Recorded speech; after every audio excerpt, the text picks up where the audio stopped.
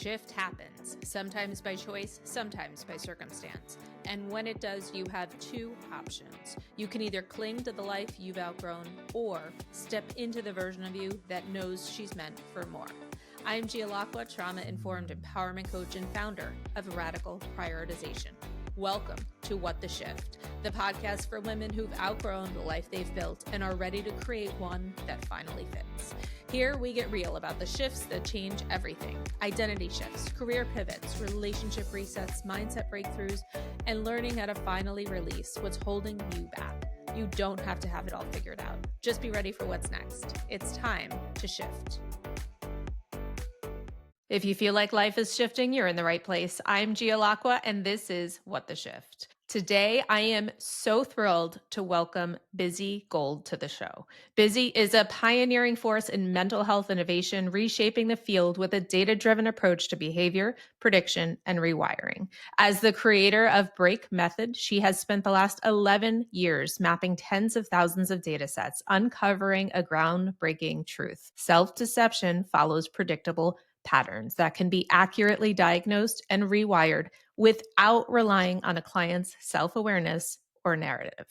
Her discovery that historical data inputs from early childhood can predict an individual's brain pattern type with 98.3% accuracy challenges the fundamental premise of traditional therapy. Instead of relying on self-reported emotions or subjective storytelling, her system identifies the subconscious operating system driving behavior, providing a clear pathway to sustainable change. Bizzie, welcome to this show. So happy to have you join us today. Thank you so much for having me on. And I love the name of your podcast. It's awesome. Oh, I think I thank might you. just start saying that instead. What the shift? I think, yeah, it's going to become a commonplace in my day now. That's amazing. It works much better around my kids than the alternate.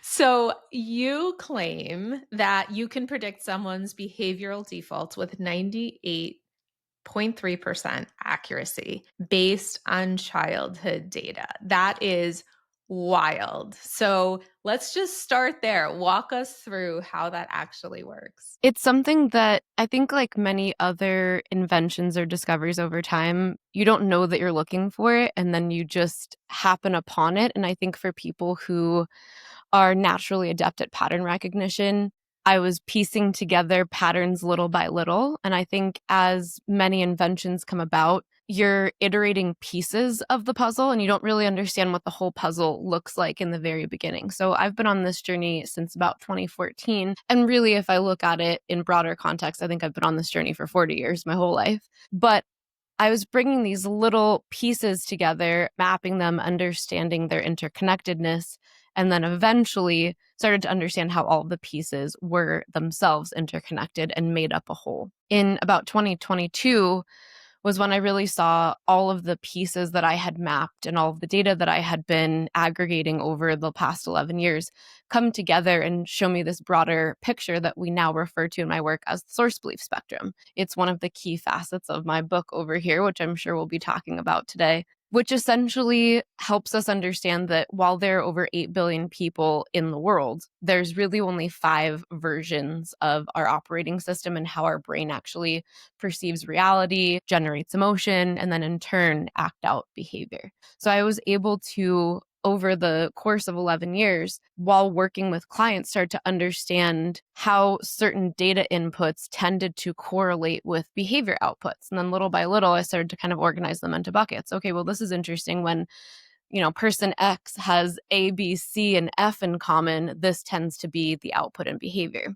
I think in general, I tend to, as I mentioned, I've always been adept toward pattern recognition, but I think more than that, there are certain people in the world that are just more naturally gifted at understanding a matrix problem. Are you familiar with matrix problems? I know they were a huge part of growing up, and now when I've said it to other people, they're like, what's a matrix problem? So do you know what a matrix problem is? So, but what, for purposes, of our audience, why don't you talk a little bit about what that is? Okay, so to take you back to arguably a terrible time in middle school where you first started to learn word problems, a matrix problem is something like if Sally came in 3rd place and Ben came in 9th place and Tim came in 2 spaces before Sally, what place did Bobby come in? And you're like, "What? Who's Bobby? How I don't understand how you do all this stuff." So essentially, you're plotting information that is known on an XY axis, and you're waiting to see when you plot the knowns how the relationship and interconnectedness between the unknowns start to unfold. And I think this is just something that my brain has always been skilled at. So from that middle school age and forward, I was always so good at those problems. And I think I fundamentally see the world that way. My brain can kind of scan someone's behavior very quickly, and it, I think, is already plotting knowns and unknowns and generating likely outputs. So this is something that I've done my entire life, but then getting access to thousands of people's client history, I was able to discern these patterns at a much more high level, and then I was able to aggregate and scan them in a way that now has become the algorithm that we use for brain pattern mapping. That So we is have incredible. attributed 200 very specifically worded historical data points. And I'll give a little bit of additional insight here because some people might be like, well, what's a historical data point? One of the things that we do very differently in break method is that we assume your perspective of events and your narrative of said events is actually already skewed by your brain pattern development. So essentially, what you see and would recall is not necessarily objective reality. It's already a few degrees at a minimum deviated from objective reality. So, when we look at historical data points by contrast, these aren't how you feel about events or how you would recall events. They are more simplified. So, things like, and I'll give this example. So, we know that if there are grandparents heavily involved in a child's life and the parents stay married past the age of 8, and they report their experience of religious messaging as comforting, they're highly statistically likely to have 1 out of the 5 brain pattern types. And obviously, this gets more complex because those are taking only an aggregate of 4 answer patterns, for example, but there's 200. So if you think about the complexities of the answer patterns within these cluster of 200 questions, we can start to get extremely granular about exactly what somebody's brain pattern is. And more than that, if anyone grabs my book, and I'm sure we'll talk about it today, there's a brain pattern spectrum. So essentially, you can plot all 5 of these people on a spectrum. So similar sort of understanding that there's an XY axis here. And on the left side are 2 very specific patterns, and on the right side are 3 very specific patterns. And as you move from the center out to the left, certain qualities track up and certain qualities track down. The same and inverse is true on the right side. The qualities that went up as you move to the left go down as you go to the right, and the qualities that went down as you go to the left go up as you go to the right. This is why it's a scale, right? It's a very measured experience. And typically, this is an aggregate of multiple qualities. So it's not like just one quality places you somewhere. There's an aggregate of about 5 qualities that we're looking for that are things like situational awareness, relational awareness, self trust, level of independence, the ability to understand and lock into your purpose, or by contrast, be confused at the concept of purpose and kind of be struggling to self generate or build momentum. So these are all things that we can understand through the lens of brain pattern and then precisely place you on this spectrum. So within a pattern, for example, I'm going to give an arbitrary number, but let's say within a pattern cluster, there may be 15 different hash marks. We don't just say that you're like somewhere randomly in here. We tell you exactly where you are here, and we can tell you all of the things that are likely to occur as a result of being placed there. Because of this, when we go through our predictive software and we go through, okay, you're going to experience this and this and this. When this happens, this is going to happen. People are usually completely floored and a little scared because we've been led to believe for so long that we are unique and individual. And I think my body of work proves that while certain aspects of our personality or who we are as maybe more of a spiritual being are certainly unique, how we see the world and in turn emote and behave is extremely patterned, and there's basically 5 variants of us. Wow, so fascinating. Like you said, the operating system that we use. That's incredible. Can you tell us what those at a very high level, what those 5 behavior types are? Yeah, so interestingly enough, the brain pattern type is not necessarily behavior. The brain pattern actually tells us how somebody uniquely perceives reality. So I look at this in my work as a neurocognitive funnel. So if we look at it as the neurocognitive funnel, the very top level of that funnel, that's going to be kind of the first feeder pool of information that's coming from our world, that's coming through the lens of perception of reality. So that's that very top level. And that is ultimately what the brain pattern tells us about how you perceive reality. And with it, how your brain is highly likely to distort reality specific to this pattern. So imagine that then your brain pattern, all this information is coming in at that top level, then your brain pattern is going to constrain it down a little bit because it's not seeing objectively, it's seeing in a very patterned or restrictive way. Then how we define our world is going to elicit an emotional response. And ultimately, our emotional response, as it unfolds chronologically, is what's going to drive behavior. This has been one of my frustrations over the course of both working in mental health, working with therapists, working with psychiatrists, is that much of behavior and behavior modification techniques, or even therapeutic techniques, you're addressing behavior at the level of behavior, which to me has never made sense because you can't just simply say, oh, you want to stop smoking? Stop smoking. Because if that were going to work, it would have worked by now. You have to go so many levels higher than that, even before addressing the emotional response. You really have to address how the brain is perceiving reality and then formulating rules that are eventually constraining their choices into reaching for a cigarette, for example. This is exactly what we do in my body of work is we're working at those higher levels that then get a person's behavior to change because now they're actually seeing different choices. So in many cases, we've had people have seemingly miraculous change. How come I tried all these other things that didn't work and now this one it's just like all of a sudden I'm doing this thing differently. And it's because we're fundamentally changing the way that they're seeing reality. And then everything else is going to flow through that same funnel. So you're rewiring their brain. Absolutely.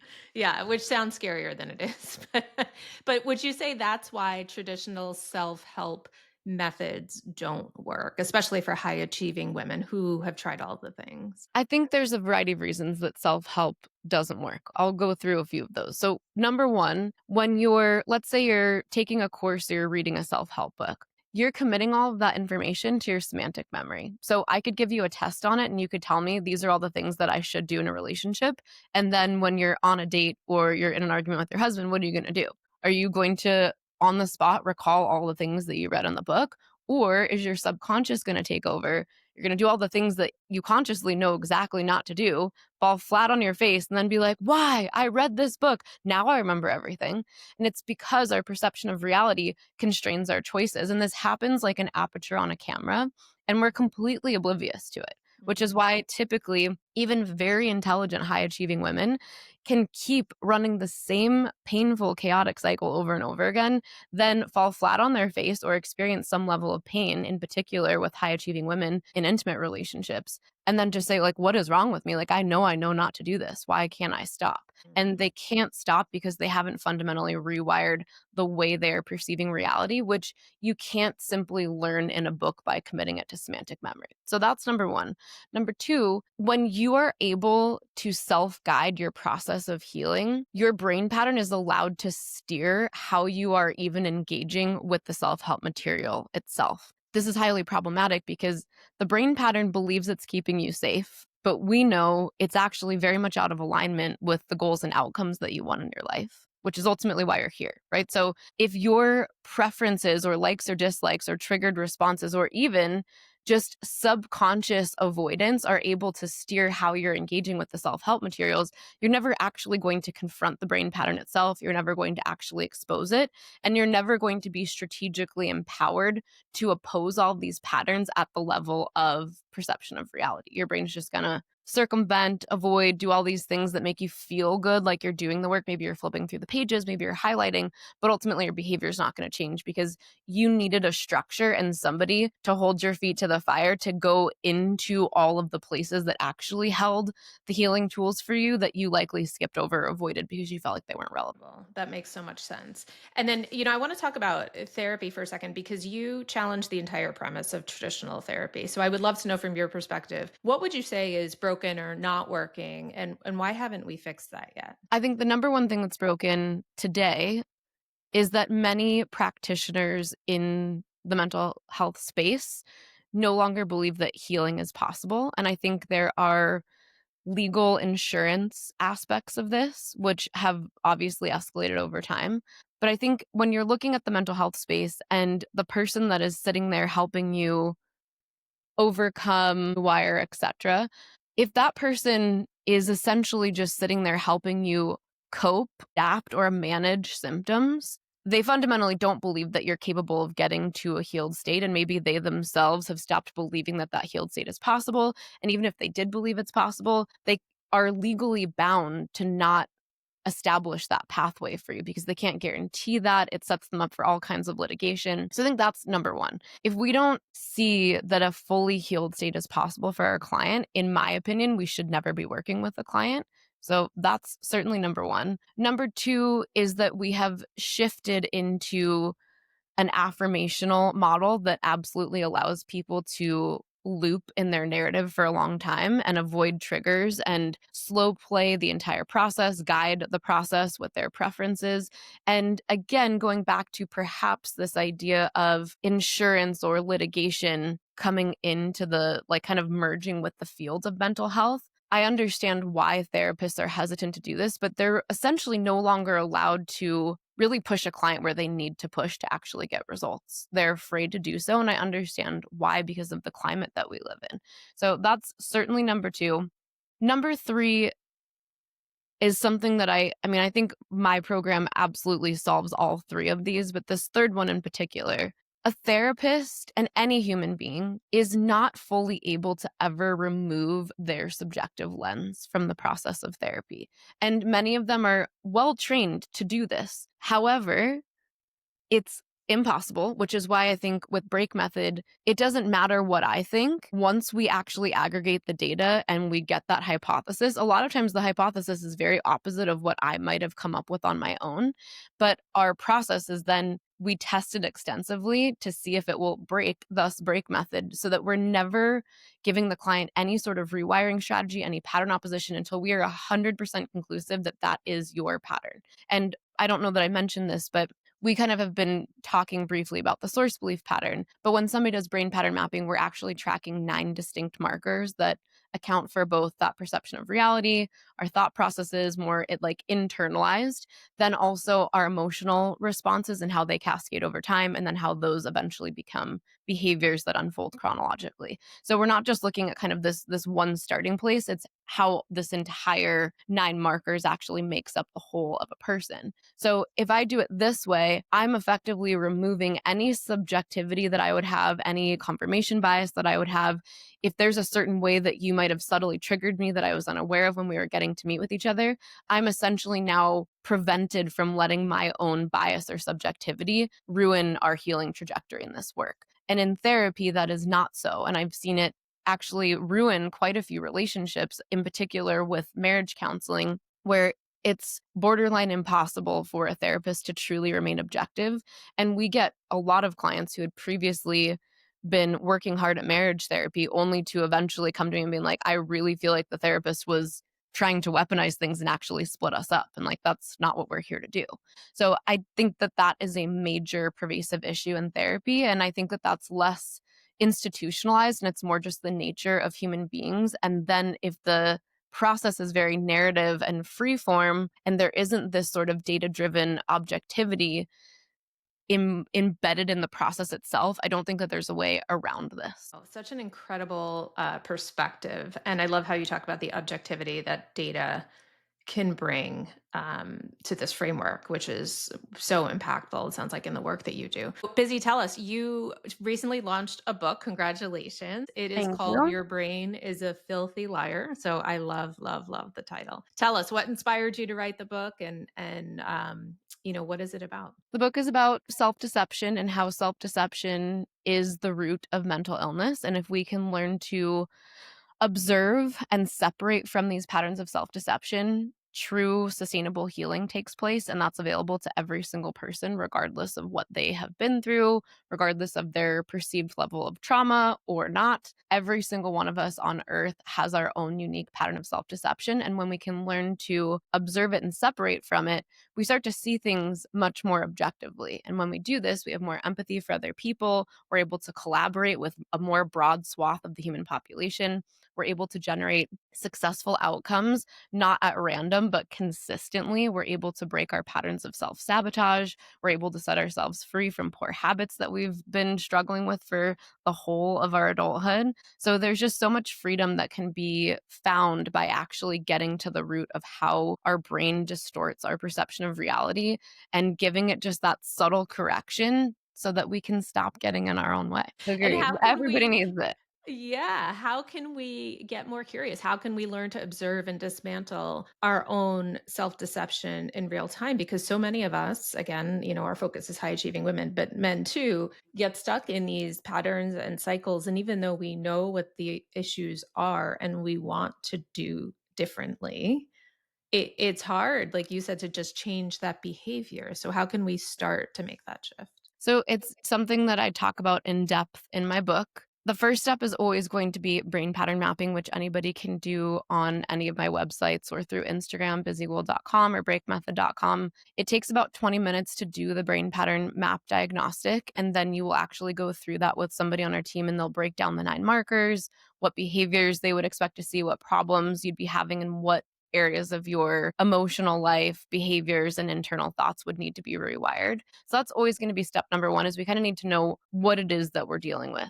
Another way that I like to describe this is, I wear glasses. I'll grab my glasses for the purpose of a good analogy here. So I wear glasses, and if any random person went and put on my glasses, they'd probably be like, "Whoa, Busy, you're blind. I can't see anything." Right? But when I put them on, 2020, it's great. So what we have to remember is that our brain pattern operates like a lens of glass where we think we're seeing 2020 and we're like, this is the best thing ever.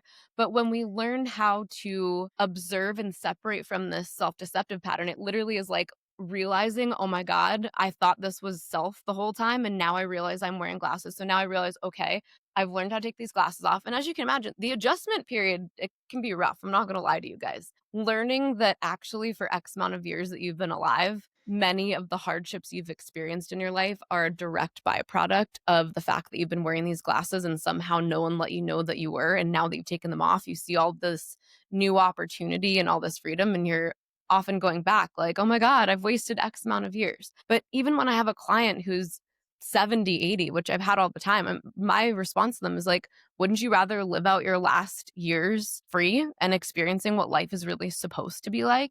Because it's really never too late. Like I'm 40, I work with 8-year-old clients, I work with 80-year-old clients. It doesn't really matter how old you are. I think we all deserve to learn what it's like to actually be present, to be empathetic, and actually to see an outcome that we want in our life and actually generate it consistently because we understand the formula to get there. On the topic of high achieving women, which I work with quite a bit in my practice, in general, and this is going to be like an 80% generality, 80% of high achieving women tend to experience the majority of their issues in intimate partnerships. So, with this in mind, let's say you do brain pattern mapping, which is that first stop. Many of you will likely have my brain pattern type or a slight shift to the left. That's where the majority of high achieving women are going to be. We're essentially going to be the middle left of the source belief spectrum. We're a rare breed. And for some of us, the very qualities that make us thrive in business completely destroy intimate relationships. And we often attract partners who are on the far right side, so essentially are equal opposite. And this leads to a whole host of issues that if we just keep seeing and solving problems the way we always do, we're going to miss all these areas where we could radically change our relationship because essentially we have to learn to behave radically differently in relationship than we do in business. But our brains have all of that information hidden to us. So we tend to keep trying to do it a version of the same way, thinking like, surely this is going to work, right? Like this works everywhere else, but it doesn't work in intimate relationships. So when you understand your brain pattern type, in my book, everything is actually broken up in the chapters post chapter 8, everything is broken up by source belief pattern. So let's say my pattern is abandon, hold it all together. If I go to all the chapters on abandon, hold it all together, I'll actually be able to go there and see these are all the excuses that I make. These are all of the justifications that I generate to keep me stuck in the same cycle over and over again. Here's how to see the other side of these justifications and excuses, and actually how to rewire your way out of them. So in the book, I call them rebellion zones. Every single person, once they understand their self deceptive pattern, they're able to kind of meet that language and how they get themselves stuck in the first place head on. Then comes the challenge of pattern opposition, which is key to rewiring in a sustainable way. We have to do things differently, and we have to do them differently in a very specific and incremental sequence. But more than that, we talked about that neurocognitive funnel. We can't just say the person, do this differently. We already talked about how that doesn't work. We have to address strategically the language that the brain is generating in preliminary steps before we're actually facing whatever that object or whatever that person is, so that we've kind of walked ourselves into an entirely new path. If you're a hiker, there's the main path, and then there's these little like deer tracks that go off to the side where every once in a while a person goes rogue and then someone else is like, I want to go rogue there too. Essentially, what we're trying to do is saying, like, here, your brain really wants you to stay on this exact path, and it'll trick you into things that keep making you think that I'm going to go off the path. And nonetheless, you look down and you're like, how did I get back on this path again? We are strategically showing you exactly how to carve out this new path so that you get to a new outcome because you took a different path, but you were equipped with the right tools and the right language to support your brain and body through the process so that you're actually rewired in a way that didn't require white knuckling, it didn't require willpower, and actually fundamentally alters who you are and how you see the world. One of the things that I think is extremely important here that I always try to remind people is this work is not turning you into somebody else. It's restoring who you were always meant to be before the world started to pattern you out of trusting yourself or out of learning how to truly be vulnerable and connect with people. Because the reality is we experience socio-emotional maturity a bit like a paradox. We actually come into this world innocent, curious, open to love. And then what do we learn how to do? Well, we start to shut down. Curiosity gets punished or shamed or disciplined. So we stop being curious. We get a little bit more on edge about what questions we can ask or how far can I go away from mommy or how close do I have to stay without getting in trouble. We unfortunately have to deal with the emotional dysregulation of our parents in our early childhood, which I have 4 kids. Early stages are hard. Parents are tired. They're burnt out. Even the best parent is not going to be 100% accurate with keeping themselves regulated. So these little repetitive inputs over time are really what pattern us. So we actually learn to stop trusting ourselves, to create these sort of rule structures to avoid getting in trouble or to avoid getting embarrassed. And little by little, we kind of start to shut down our heart and we become less open to love, or we start to pitch this other version of what love is, but maybe that's more validation seeking or perfectionism. Like, I can get love if I can do X, Y, and Z, which obviously many high achieving women have leaned into. But the reality is that love is actually something very different. Being able to restore our curiosity and learn how to be a little bit more of a beginner and play around with things and be present, these are typically all things that get completely stamped out of us by the time we're 40, 50 years old. So we're restoring those things. So we're restoring you back to factory settings rather than making you somebody different. Incredible. I love how you use the analogy of, the beliefs that live in our subconscious and the glasses, it's the lens through which we see the world, which is different than other people and their experiences and that they bring. And the path, right? It's representative of the neural pathways that you are actually Yeah, creating for people. And it doesn't, unfortunately, it's not going to take 1 or 2 times to do it differently. It is the more you do it, the stronger that muscle grows, like anything else. So, such absolutely. incredible information. Busy, I would love to know, what is your shift story? What is the one shift that changed everything for you? I've had so many shifts, but actually, one of the shifts that is in the very beginning of my book, I think is the more I've sat with it, the more it both answers this question and another question that I realized I don't think I really answered head on, which is like, why do I do this work? How did I stumble on this in the first place? In the very beginning of my book, I talk about a scene when I was 13 and I was watching the end of the movie Fight Club.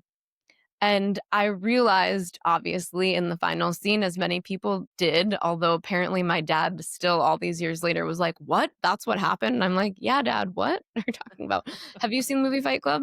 Okay. So in the final scene, they're watching all the buildings blow up, and then you're like, oh my God, they're the same person, right? Ed Norton and Brad Pitt are actually one human being having this kind of split in their human experience. This challenged my paradigm quite a bit at 13. I'd always been a deep thinker. I had grown up with a mom who still to this day struggles with borderline personality disorder and addiction. And I think up until 13, these moments that I would get myself into with my mom, where she would split and essentially craft this entire reality that I knew didn't happen, my sister knew didn't happen, but like there was nothing anyone could do about it. I honestly felt growing up like my mom was just punking me. Like she had to know on some level. But then when I watched this movie, I think it really was my first head on realization that people that struggle with this depth of self-deception actually may have no idea that they're doing it. And that somebody who really is this deeply affected by mental illness may in fact really have no idea at all that they're even mentally ill. It broke my brain for a while. And I, at the time, was going to boarding school in Colorado. And I certainly went into a bit of an existential crisis spiral. I think I sat in my dorm room by myself for a while, like rocking, like, what is life? How do I know if I'm not crazy? Right? Because it kind of, once you dip your toe off the edge, you're like, well, if they didn't know that they were crazy, how would I not know if I was crazy? And then, right, your whole paradigm kind of shatters into 1,000 pieces. Makes you question So everything. I think for me, that was definitely a pivotal moment that challenged my entire paradigm around mental illness and behavior and set me off on this journey to try to uncover what is self-deception, what causes it, and how do we help ourselves learn to see it and remove ourselves from its clutches. Because I do believe that it impacts every single one of us. And if we could crack the code on that, I think we would have a much more healed human collective, which is the mission that I'm on personally. Absolutely. I love that. Bizzie, before we wrap up, where can our listeners find you and purchase a copy of your book? So you can go on Amazon or any major retailer and type in "Your Brain is a Filthy Liar." It's currently number one in a few categories in like the neuropsychology, cognitive neuropsychology space. Please go grab a copy. It's available on Kindle and hardback and paperback. The audiobook doesn't come out until late August. And I will just say, for those of you that love audiobooks, even if you get the audiobook in August, you're still going to want to have a physical copy of this because of the way the textbook portion of it works for your pattern. You're going to want to go back. You're going to want to highlight. You're not going to want to like go back through audio files. You're going to want to take notes on this and keep it close to you. So even if you're planning to go get the audio, at least go grab the paperback so you can start marking it up while you're waiting for that release. If you could do me a favor and go give it a rating, share it with people, write a review, I would really appreciate it. It certainly helps the algorithm. And for anyone that wants to follow along with my work, you can go to buzziegold.com or breakmethod.com. And I do try to stay active on my DMs, so feel free to shoot me a DM on Instagram. It's at BizzieGold. Bizzie, I love, love, love the work you're doing and just want to thank you so much for being here today and sharing your story, your expertise, and congratulations again on your book. Thank you so much. This was great. You're a fantastic interviewer. And thank you so much for having me, everybody. Thank you. Thanks for tuning in, everyone. We'll see you next week. Now go make shift happen. Take care. All right, Shifter, that's a wrap on today's episode of What the Shift. But here's the thing. Awareness is just the first step. The real shift happens when you decide to do something with it. So before you go back to business as usual, ask yourself, what is one thing you are done carrying? What's one shift you're ready to make? And if this episode hit home, don't keep it to yourself. Hit subscribe, leave a review, and send it to a woman who needs to hear this, because we shift together. Remember, you don't have to have it all figured out. You just have to take the next step. And I'll be right here next week, ready to shift with you. This is What the Shift, and we are just getting started.